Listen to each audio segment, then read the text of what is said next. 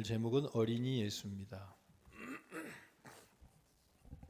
저는 알코올 체질이 아닌가 봐요. 저도 성찬 포도주를 마시면 이렇게 목이 가라잖아요. 예수님은 30살에 인류 구원의 공생애를 시작하여서 33살에 그 삶을 마감하셨는데, 예수님의 어린 시절에 대한 이야기는 출생에 대한 것 외에는 성장 과정의 이야기가 성경상에 거의 찾아볼 수가 없습니다. 오늘 누가복음의 본문은 예수님의 어린 시절에 관한 거의 유일한 기록일 텐데, 예수님께서 12살 때에 일어난 해프닝에 관한 이야기를 오늘 누가는 전하고 있습니다. 예수님의 가족은 유대교 신앙의 전통을 잘 지키는 경건한 가정이었습니다. 예수님의 부모인 요셉과 마리아는 매해 유월절 절기마다 예루살렘에 올라가 성전 절기에 참여했어요. 율법에는 모든 이스라엘 백성은 1년에 3차례의 절기에 여호와 앞에 보일지니라 그랬어요.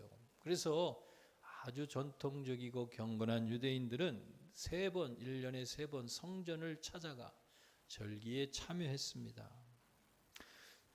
자, 그런데 전국에 흩어진 유대인들이 이 절기를 지키려고 매번 예루살렘을 방문하는 일은 쉬운 일이 아니에요. 예수님의 가족의 경우에도 나사렛에서 예루살렘까지 가려면 사마리아를 통과하는 좀 빠른 길, 직선길로 가면 약 140km. 또 유대인들은 이미 예전에도 다른 말씀에 언급한 적이 있는데, 사마리아인들과 상종을 하지 않아서 어느 정도냐면 빠른 길 사마리아로 통행하면 빨리 갈 수 있는 길을 포기하고 더 먼 길, 돌아다니는 길을 가더라도 사마리아인들의 길로 가지 않았다는 거예요. 요단 동편 길로 돌아가 요단강을 건너서 거슬러 내려와 다시 요단강을 건너야 되는 이 불편한 길, 200km가 됩니다. 더 멀어지고요, 더 힘든 길이에요. 를 굳이 마다하지 않고 갔다는 사실이에요. 율법대로라면 연중 3차례나 예루살렘을 방문해야 되지만, 이런 현실적인 고충을 감안해서 랍비들은 적어도 1년에 한 번만큼은 유월절을 방문하라고 권고했어요. 랍비로서, 성경의 전문가들로서 유권 해석을 한 거죠. 그래서 1년에 한 번이라면 가능하면 유월절에 예루살렘을 방문하도록 했다는 거예요. 요셉과 마리아 부부의 경우도 1년 한 차례 유월절에 예루살렘을 방문한 것으로 보이는 거예요. 그런데 오늘 본문에는 예수님과 더불어 12살이 된 예수님과 더불어 마리아, 요셉, 예수 이 가족이 유월절에 같이 올라간 것으로 오늘 얘기하는데, 이것은 유대인으로서의 관례를 지키기 위한 것이다 라고 오늘 본문에 얘기하고 있어요. 이 관례란 바미츠바라고 하는 관례인데, 이 바미츠바라고 하는 말은요, 바라고 하는 아들이란 뜻이에요. 바요나 시몬 할 때 요나의 아들 시몬아, 그 다음에 바디메오 할 때 디메데오의 아들이란 얘기예요. 아들이란 뜻이고, 미츠바는 말씀이란 뜻이에요. 하나님의 말씀. 그래서 바미츠바는 말씀의 아들이란 뜻이에요. 말씀의 아들, 진정한 하나님의 말씀의 아들이 되는 의식입니다.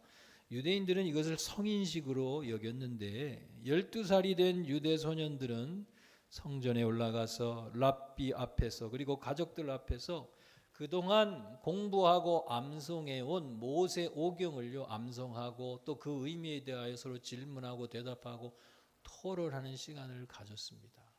그래서 이 과정을 통해 뭐예요? 진정한 하나님의 말씀을 성인으로서 책임지고 이제는 그 말씀에 대하여 논할 수 있는 나이가 되었다는 거예요. 그게 성인의 의미입니다. 아프리카의 어떤 부족들은 성인이 되면 어떻게 해요? 몸에 문신을 새기고 뭐 흉악한 걸 얼굴에 그리고, 그 다음에 남자다움을 증명하기 위해서 무서운 무슨 묘지나 공동묘지, 귀신이 나온다는데 하룻밤을 지내야 된다든지, 아니면 맹수를 창한자로 주고 가서 잡아오라고 숙제를 냅니다.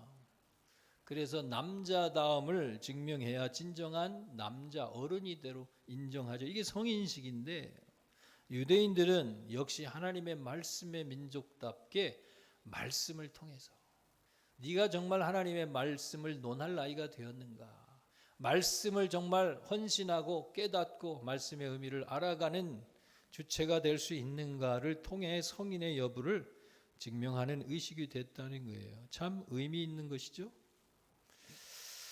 자, 이 관례는요, 그 부모들이 그 자녀를 하나님의 말씀으로 잘 양육했는지를 증명하는 기회도 됩니다. 그러니까 부모로서도 시험이에요.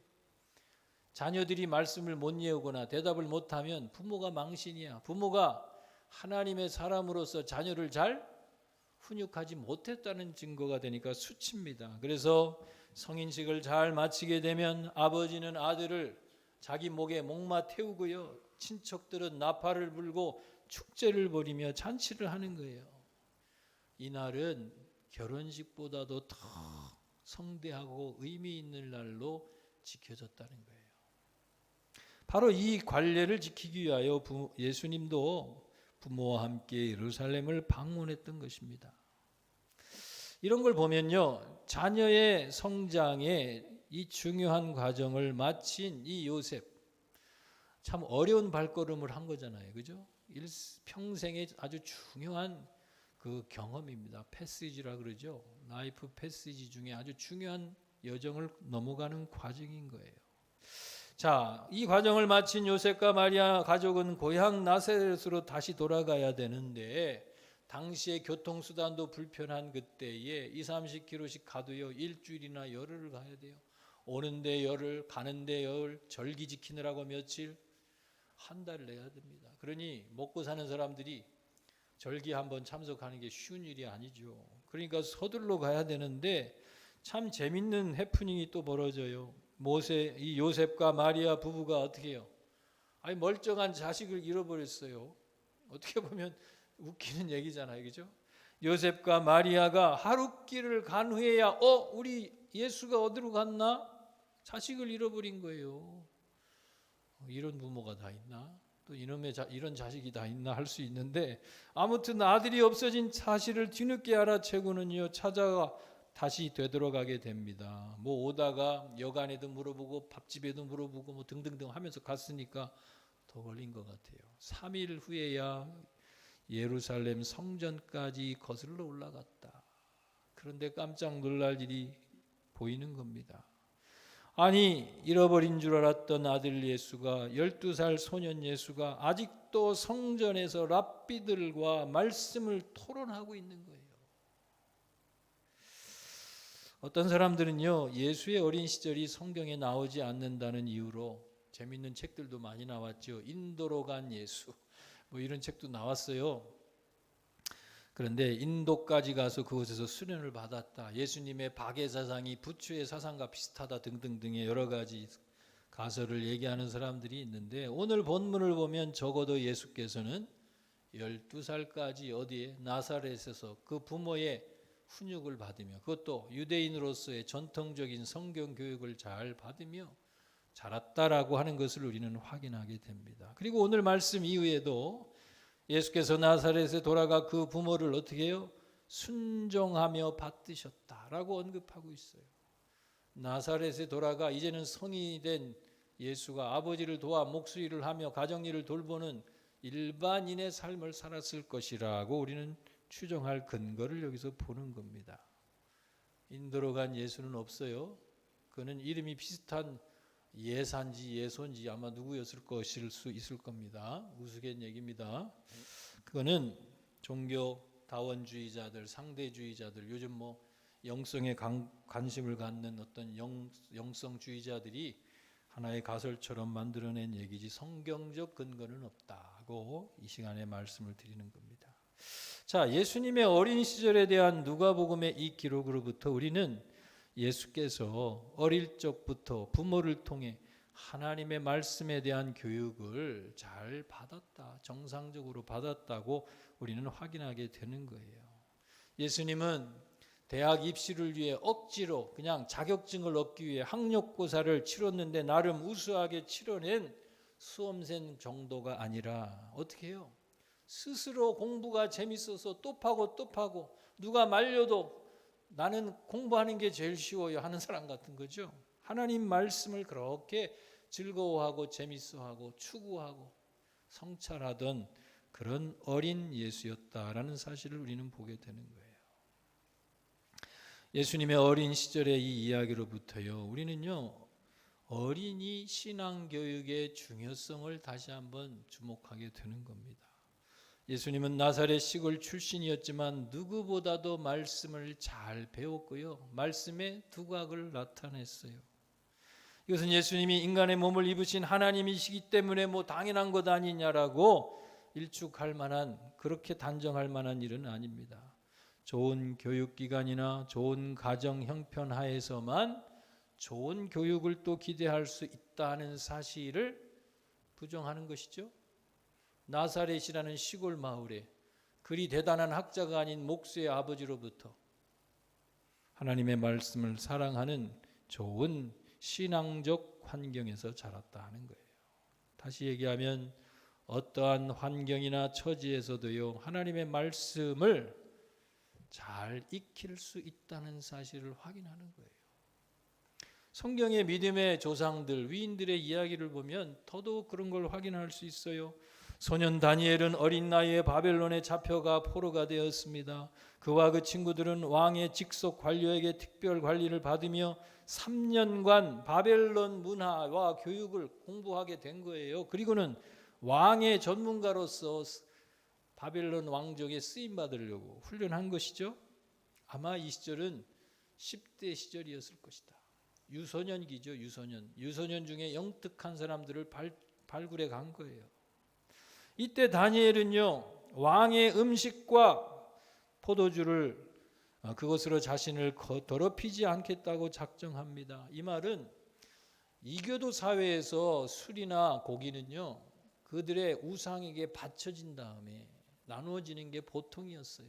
고린도 교회 신약 시대에도 마찬가지잖아요. 먹는 문제에 대하여, 마시는 것에 대하여 얘기하는 이유가 바로 그거예요. 우상 숭배와 관련됐기 때문에. 마치 고사를 드리고 나가는 것처럼. 이슬람 사회에서요, 이슬람의 모든 음식들은 그렇게 됩니다. 그들은요, 이슬람 신에게 그 의식을 치른 후에, 제사장들이 그 음식을 축복한 후에 출하가 되는 거예요. 그러니까 그런 의미에서 그들의 신에게 바쳐진 제물인 것입니다. 그러니까 다니엘은 우상에게 바쳐진 제물로 자신을 거룩함을 훼손하지 않겠다는 신앙적 성결의 결단을 하고 있는 거예요.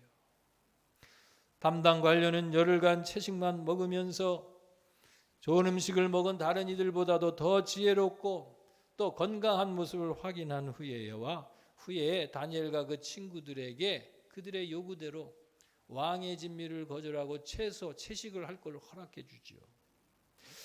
저는 10대에 불과한 이 다니엘이 어떻게 이 어린 나이에, 그것도 준욱들잖아요. 강대국에 포로로 끌려가 제도화된 교육을 훈련을 받아야 되는 그런 환경 속에서 자신의 신념을 대단하게, 이 용감하게 주장할 수 있는 이 용기가 어디서 났을까? 어린 소년들이 상대하기에는 너무나 강력한 이 지배자들이잖아요. 그 속에서 어린 아이들이 종교적 신앙적 신념을 그렇게 담대하게 주장할 그 믿음 어디서 났을까?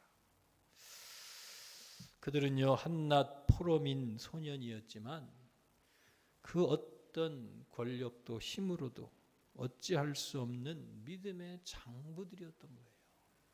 10대 어린 청소년들이 이미 어떻게 해요? 그 이전 더 어린 유소년 시절에 그들의 신앙관이, 그들의 신념이, 가치 체계가 견고하게 확립되어 있었다는 거예요.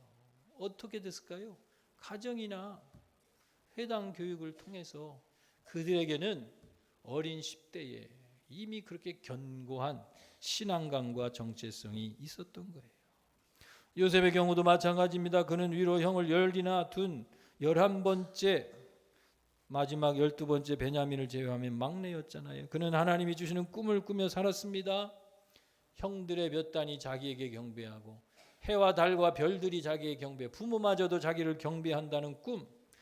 이 꿈을, 놀라운 그런 하나님에 대한 의식과 비전을 갖고 있었는데 그의 환경은 꼭 그렇지가 않았어요. 그가 꿈을 꿀수록, 그 꿈을 사람들에게 나누면 나눌수록 어떻게 해요? 더욱 소외되고 비난받았습니다. 형들은 그를 미워하고 죽이려 들고 이웃나라의 노예로 팔아버렸고요. 그의 아버지도 그를 보호하기에는 너무 무능했어요. 어떻게 보면 참 야곱과 같은 사람은요, 참 어쩜 그렇게 줏대없고 참 그렇게 무력한가 하는 것을 우리는 신앙의 위인, 믿음의 조상이지만 우리는 그런 모습들을 봐요. 인간적으로는 참 아니다. 그런 아버지 밑에서 자란 거예요. 사랑받던 어린 소년이 말도 안 통하는 나라의 어떤 집에 노예가 됐습니다. 누명을 쓰고 성폭행범이 되어서 수감되었습니다. 한두 해도 아니고 10수년 동안이나 억울하게 아무도 자기를 알아주지 않는 낯선 땅 죄인이 되어 10대의 소년이었던 요셉이 30대가 되는, 이때 되면 청년도 이미 넘어섰잖아요. 청장년의 때가 될 때까지 감옥에서 풀려날 희망이 보이질 않아요. 이쯤 되면 어떤 신념도 어떤 신앙도 사실은 흔들릴 수밖에 없는 그런 상황인데, 욥은 이런 어려운 과정을 거치면서도 소년 때 가졌던 그 꿈을 잃지 않았어요. 소년 때 가졌던 하나님에 대한 경외함과 신앙을 잃어버리지 않았어요. 그 곤란한 감옥의 처지에서도 오히려 죄수들을 도와주려고 애썼습니다. 이런 긍정적인 정신이, 아니 희망이라고는 찾아볼 수 없는 이런 상황에 시들어지기 마련인데 견고하게 그의 어려운 시절을 지켜냈어요. 어떻게 이런 믿음이 가능할까? 그런 고난의 지경에서도 하나님을 높이고 그 신앙을 부끄러워하지 않고 자기가 하나님의 사람임을 드러내면서 어떻게 그렇게 살 수 있을까? 결국은 30이 넘은 나이에 왕의 문제를 해결해 주므로 인생 역전의 기회가 어느덧 찾아오게 된 이야기를 우리는 알고 있지만, 이런 신앙의 위인들을 보면 어때요? 삶의 고초 속에서도 어떻게 할 수 없는 신앙과 신념의 확신이 아주 어린 유소년기부터 이미 그들의 마음에 확립되어 있었다는 사실을 우리는 보게 되는 겁니다. 자, 이 유아 청소년기에 누구보다도 더 굳센 믿음을 가질 수가 있어요. 그렇죠. 많이 배우고 많이 경험하고 많이 신앙생활 했다고 더 강한 믿음을 갖는 건 아닙니다. 유아 청소년기에 견고한 신앙을 구축하는 이 신앙의 위인들, 오늘날에도 마찬가지입니다. 현재 교회 다니는 성도들 가운데요, 85%는요 20대 이전에 복음을 듣고 예수님을 믿기로 결심한 사람들이에요. 미안하지만 어른들은 15% 정도만이 20세 넘은 후에 복음 듣고 돌아온 사람이에요. 그러니까 20세 이전의 유아 청소년기가 얼마나 중요한가. 하나님 나라에 있어서도, 선교에 있어서도, 그렇죠? 교회가 지향해야 할 우리 선교의 타겟에 있어서도 얼마나 20세 미만의 유아 청소년기가 중요한가를 우리는 알게 되는 겁니다. 잠언에는 마땅히 행할 길을 아이에게 가르치라. 그리하면 늙어도 그것을 떠나지 아니하리라. 심지어 어린 시절에 교회 다니다가 떠나서 불신앙 가운데 있다가도요, 어떤 기회에 돌아오게 되는 사람들, 15%의 사람들마저도요, 어릴 때 주일학교라도 잠시 다녀본 경험들이 교회로 이끄는 거예요. 그러니까 우리의 전도의 대상, 선교의 대상, 우리가 힘을 기울여야 할 타겟이 무엇인가가 명확해지는 것입니다.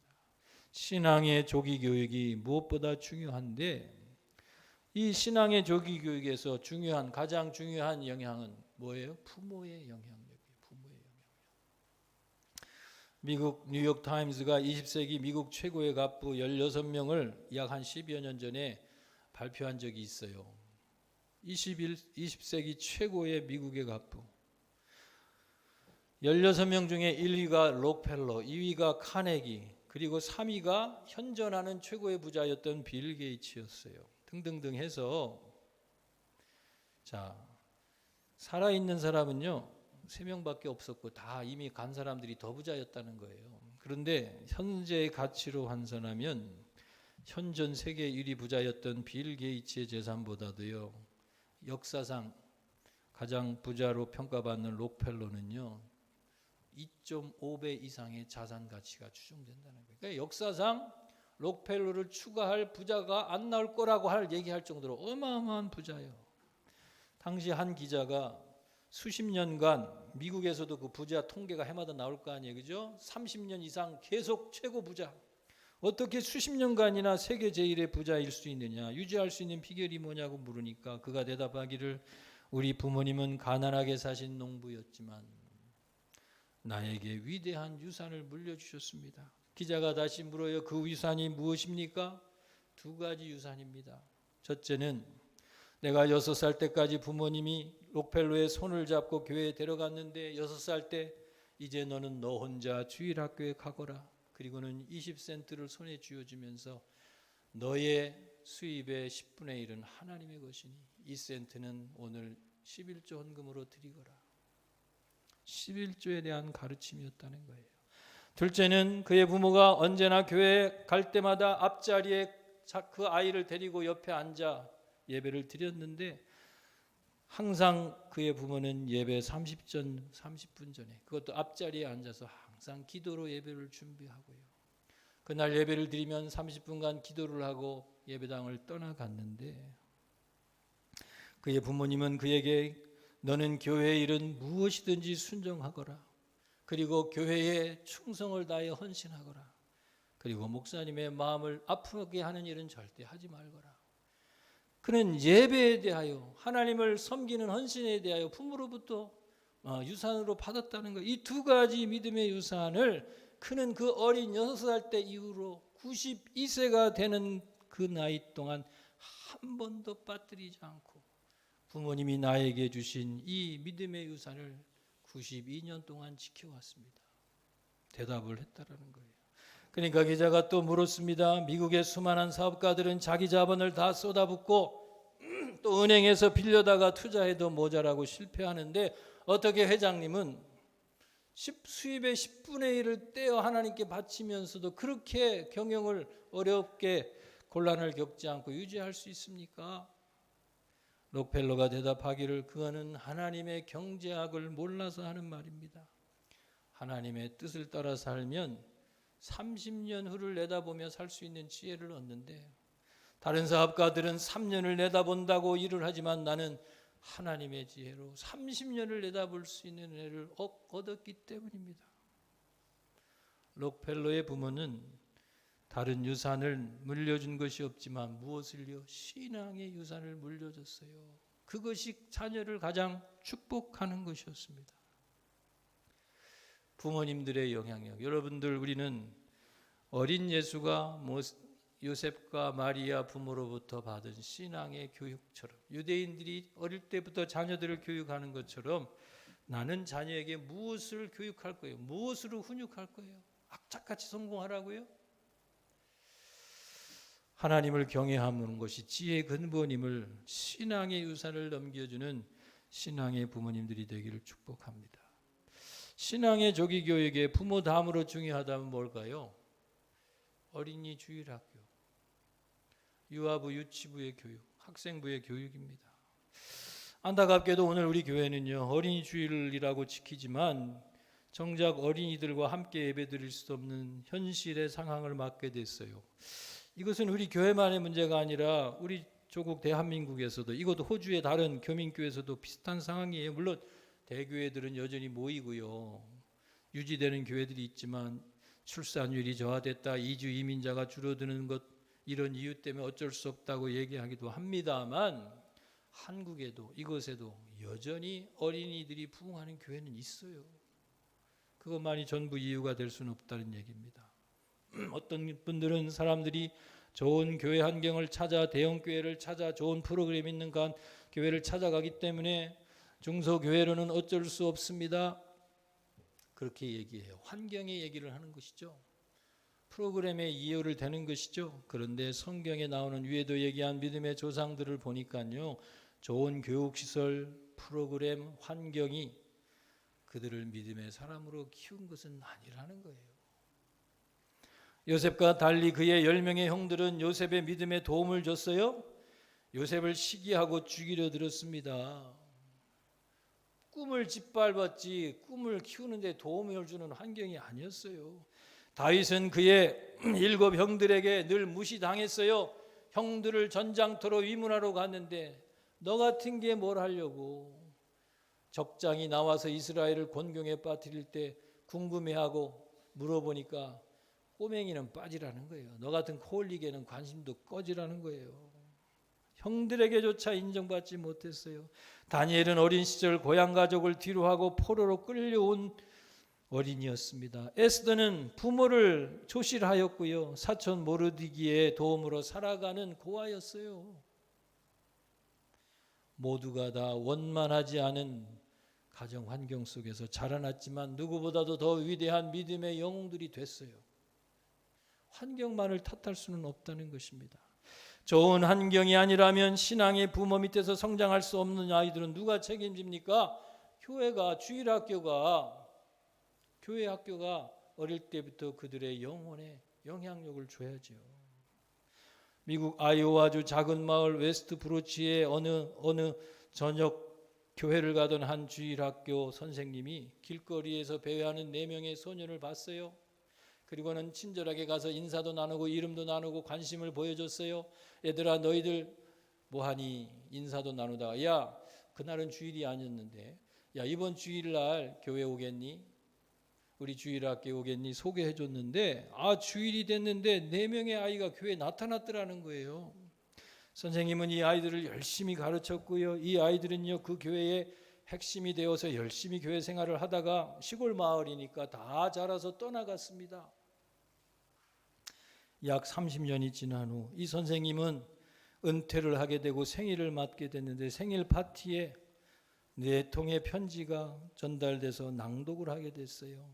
옛 제자 4명에게서 온 편지였는데 그 한 소녀는 중국에서 사역하는 선교사가 되었습니다.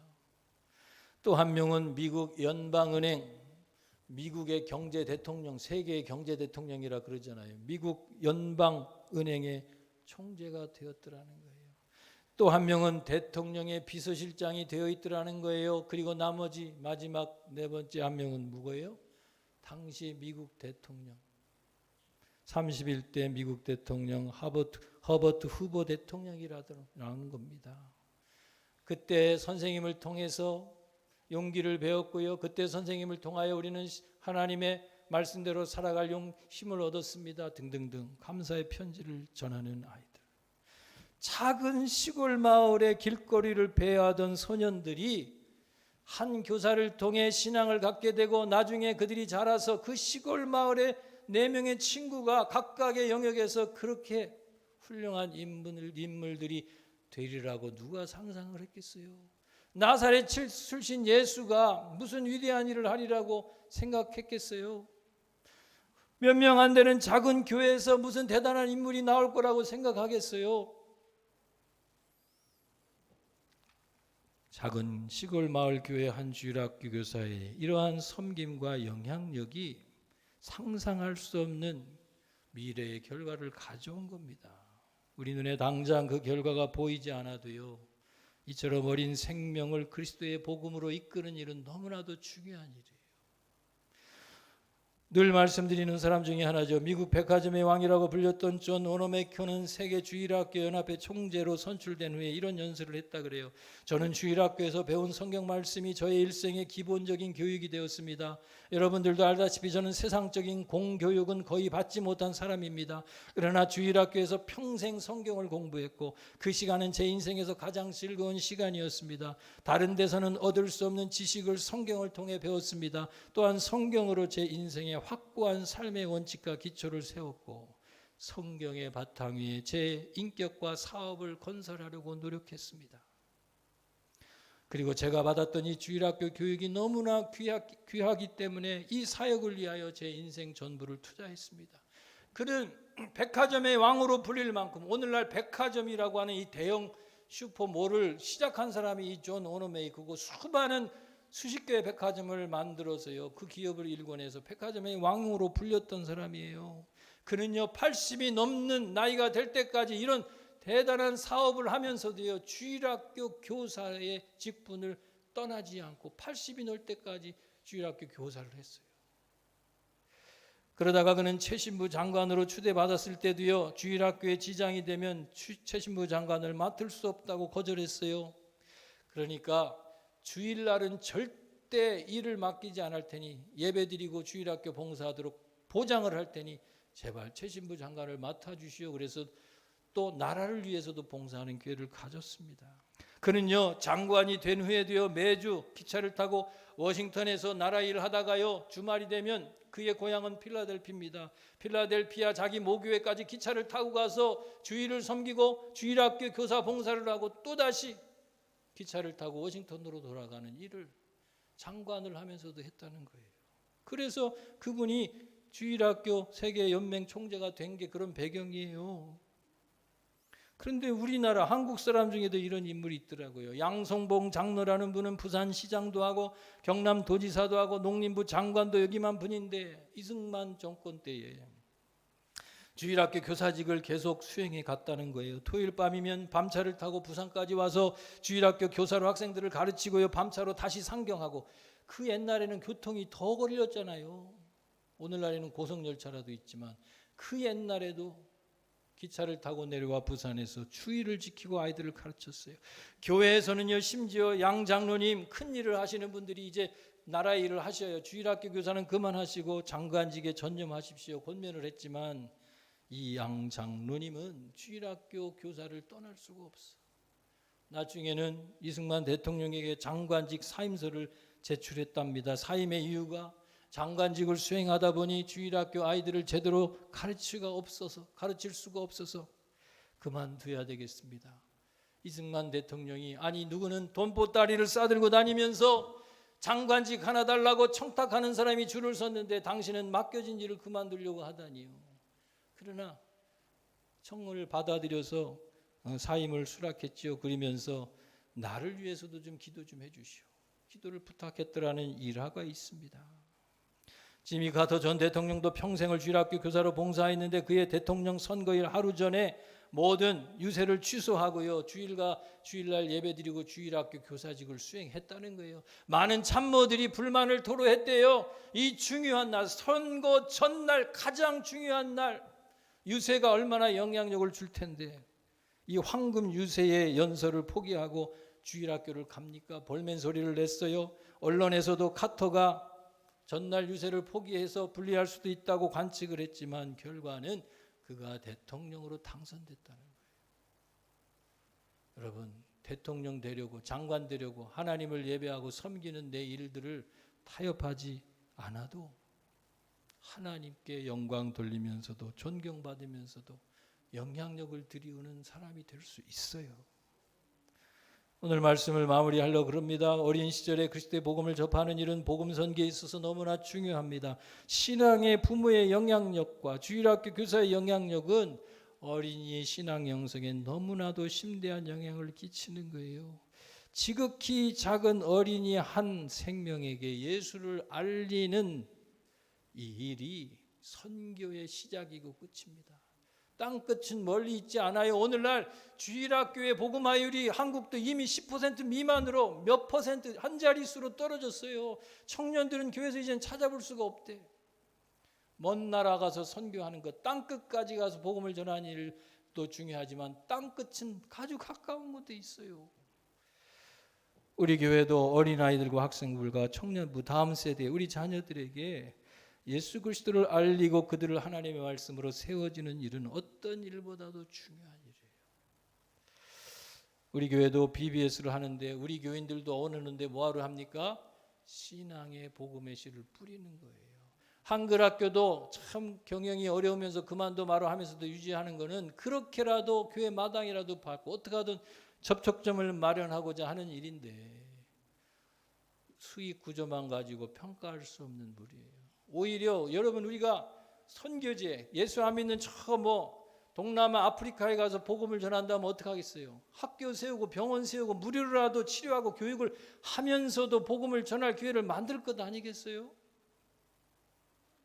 우리가 다음 세대가 볼모지가 된 이 상황에서 그렇게라도 선교하는 마음으로 아이들과 학생들, 청년들을 돌보고요, 섬기고 세워주려는 마음을, 태도를, 가치를 바꿔야 됩니다. 그리고 우리 어른들도, 여기 80세 된 장관도 사업가도 어린아이들을 섬기기 위하여 그 일에 우선순위를 두는 하나님 나라의 가치로 모든 것을 보시고 우리 모든 교회가 이 일에 더 협력할 지혜를 모으고 같이 마음을 합할 수 있기를 바랍니다. 저도 해답을 어떻게 해야 될지 모르겠어요. 저도 답답해요. 여러분, 우리가 같이 기도하고 지혜를 모으고 힘을 같이 협력하여 우리에게 맡겨주신 생명을 전하는 일을 아주 가까운 것부터 할 수 있는 우리 교회가 되기를 소망하고 여러분들을 초대합니다. 기도합니다. 하나님 아버지, 어린이날을 맞이하여 우리의 마음은 잡잡합니다.